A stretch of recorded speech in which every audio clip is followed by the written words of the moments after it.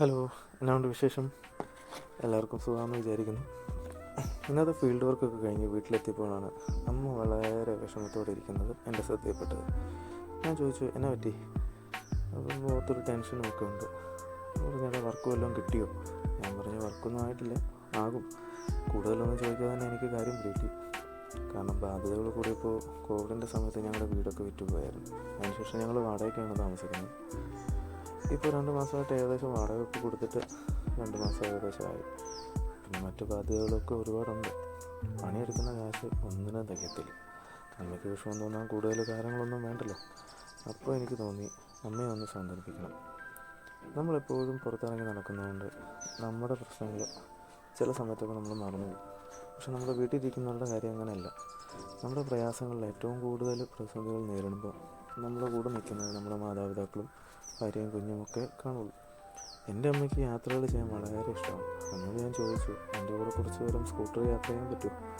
അപ്പോൾ അമ്മ പറഞ്ഞു, എവിടെ പോകാനാ? അത് കേട്ട് എൻ്റെ ഭാര്യയ്ക്ക് ഒരു ചെറിയ ആകാംക്ഷ. അപ്പോൾ എല്ലാവരെയും കൊണ്ട് പോകാനുള്ളൊരു സാഹചര്യം ഇപ്പം ഇല്ല. വണ്ടിയൊന്നുമില്ല, അപ്പം സ്കൂട്ടർ മാത്രമേ ഉള്ളൂ. തന്നെയല്ല, ഭാര്യയും കുഞ്ഞും ഇടയ്ക്ക് യാത്ര പോകാറുമുണ്ട്. പക്ഷേ അപ്പനും അമ്മയും പലപ്പോഴും ഒഴിഞ്ഞു മാറാനാണ് പതിവ്. അപ്പായിക്ക് കണ്ണിന് കാഴ്ച നഷ്ടപ്പെട്ടിട്ട് ഇപ്പോൾ ഒരു 8 വർഷമായി. അതുകൊണ്ട് അപ്പം അങ്ങനെ പുറത്തേക്ക് ഇറങ്ങാറുമില്ല. അതുകൊണ്ട് ഞാൻ എൻ്റെ ഭാര്യയോട് പറഞ്ഞു, അമ്മയും കൊണ്ടൊന്ന് പുറത്ത് പോയിട്ട് വരാം എന്ന് പറഞ്ഞു. അപ്പോൾ അവളും പറഞ്ഞു, ശരി, എന്നപ്പോൾ പോയിട്ട് വാ. അവർക്ക് സന്തോഷം. അങ്ങനെ ഇടയ്ക്കാണെന്നാണ് വീണ്ടും ചോദ്യം.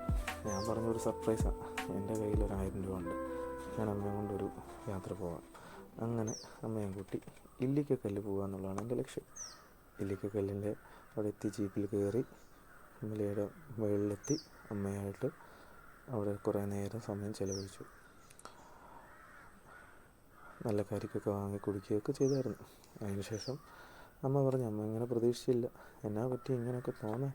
ഞാൻ പറഞ്ഞു, ഒന്നുമില്ല, എന്നെ സങ്കടപ്പെട്ടിരിക്കുന്ന കണ്ടപ്പോൾ ഒരു യാത്ര പോയേക്കാമെന്ന് വിചാരിച്ചു, അങ്ങനെ പോന്നതാണെന്ന് പറഞ്ഞു. അങ്ങനെ പറഞ്ഞു, ശരിയാ, മനസ്സിലെ ഭാരങ്ങൾ കുറയ്ക്കാൻ ഇതൊക്കെ നല്ലതാണ്. അമ്മ പറഞ്ഞു, കുറച്ച് നേരം പ്രശ്നങ്ങളിൽ നിന്ന് മാറി ദൂരെ എവിടെയോ വന്ന പോലെ ഒരു ഫീലുണ്ടെന്ന് തോന്നുന്നു എന്ന് പറഞ്ഞു. കരിക്കൊക്കെ കുടിച്ച് കുറച്ച് കഴിഞ്ഞപ്പോൾ എന്നോട് ചോദിച്ചു, ഇവിടെ നിന്ന് ഇറങ്ങി താഴോട്ട് പോകുമ്പോൾ നമുക്ക് വീണ്ടും പ്രശ്നങ്ങൾ തന്നെയാണല്ലേ?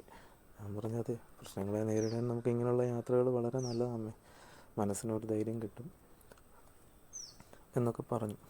ക്യാൻസർ രോഗത്തെ അതിജീവിച്ച വ്യക്തിയാണ് കേട്ടോ എൻ്റെ അമ്മ. ഏതായാലും ഇവിടെ വന്നപ്പോൾ അമ്മ ഭയങ്കര ഹാപ്പിയായി. അങ്ങനെ എനിക്കും ആ ഒരു സന്തോഷം കാണാൻ പറ്റി.